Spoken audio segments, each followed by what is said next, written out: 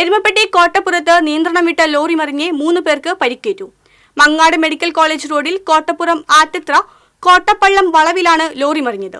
ലോറിക്കടിയിൽ കുടുങ്ങിയ ഒരാളെ ഹിറ്റാച്ചി ഉപയോഗിച്ച് ലോറി ഉയർത്തിയാണ് രക്ഷപ്പെടുത്തിയത്.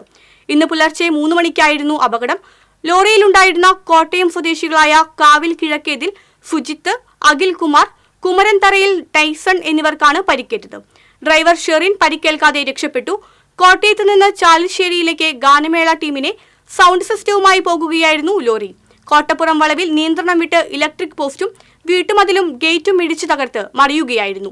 ലോറിക്കടിയിൽ കാൽ കുടുങ്ങിക്കിടന്ന സുജിത്തിനെ പോലീസും ഫയർഫോഴ്സും എരുമപ്പെട്ടി ആക്ട്സ് പ്രവർത്തകരും നാട്ടുകാരും ചേർന്ന് ഹിറ്റാച്ചി ഉപയോഗിച്ച് ലോറി ഉയർത്തിയാണ് രക്ഷപ്പെടുത്തിയത്. പരിക്കേറ്റവരെ തൃശൂർ മെഡിക്കൽ കോളേജ് ആശുപത്രിയിൽ പ്രവേശിപ്പിച്ചു.